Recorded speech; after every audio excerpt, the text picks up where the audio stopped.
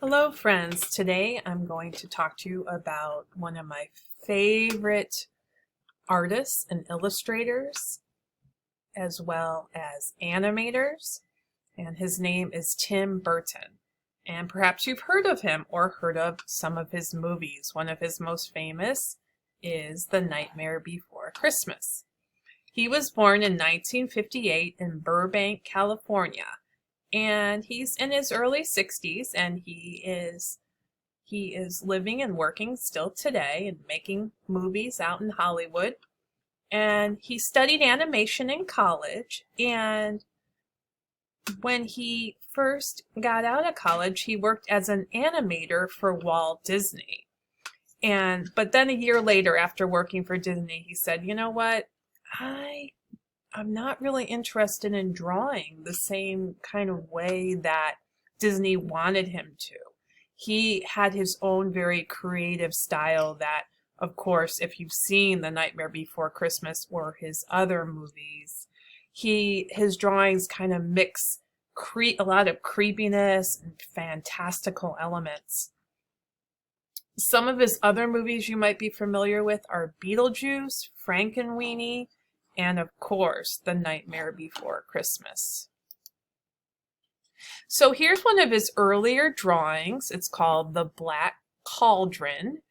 And often he starts with drawings before he animates his movies. So they always start with ideas, and his ideas always start with drawing. In fact, when he started Nightmare Before Christmas, it started with his drawings of Jack Skellington. So for this one, he wrote here, "When animals are frightened, they join together to form a larger creature." So these are kind of combinations of different animals fused into one. This one, I believe, is a spider monkey. This one kind of looks like a bird and a fish. We have a spider bat and some kind of slug creature. Not quite sure what the slug's fused with, but slugfish maybe? And here you see again, this was his original sketch for Jack Skellington before it became a movie. And of course now for animation, people use computer technology to animate drawings. But of course many years ago, all animations were just hand-drawn, frame by frame. It was very, very time consuming. Here's another one of his drawings. It's called concept art, which is the original drawings before movies are created. And this is Sally, who is the other character in Nightmare Before Christmas. And I said, as I mentioned, the process of drawing always comes first before an animation is made. So here's another sketch he did for the dog Zero, which is Jack Skellington's pet in Nightmare Before Christmas. And this is a sketch of Frankenweenie, which he also made a movie of a few years ago. And here he is in his studio. So after he does his drawings, the next step, as you see, is he sketches or he sculpts out of clay his movie characters to kind of see what they will look like in a 3D way, so he can kind of imagine the movements of these creatures. So this is a 3D model, clay model of Frankenweenie that he's holding, and another one here.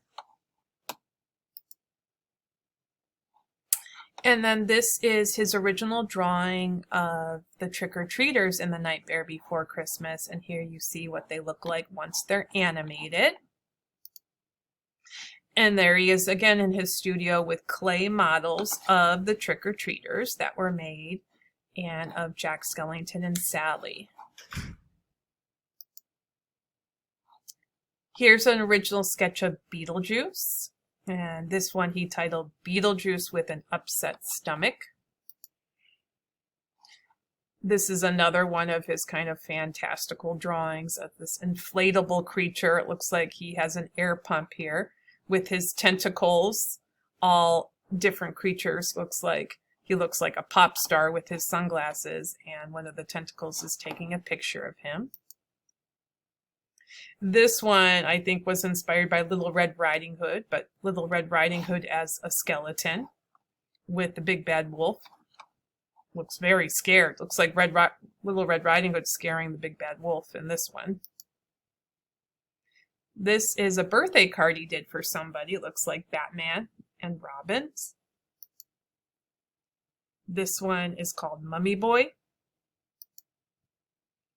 And then he also got the opportunity to design a balloon for the Macy's Thanksgiving Day Parade, I believe, in 2013, which is quite an honor. So the actual balloons on Thanksgiving for the Thanksgiving parade are very, very large. It takes many, many people to control them.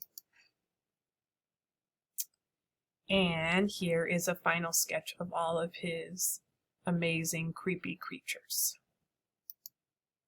All right, so I hope this presentation on Tim Burton will inspire you for our next art activity, and also in the spirit of Halloween. It's going to be called Monster Character Study. All right, talk to you soon.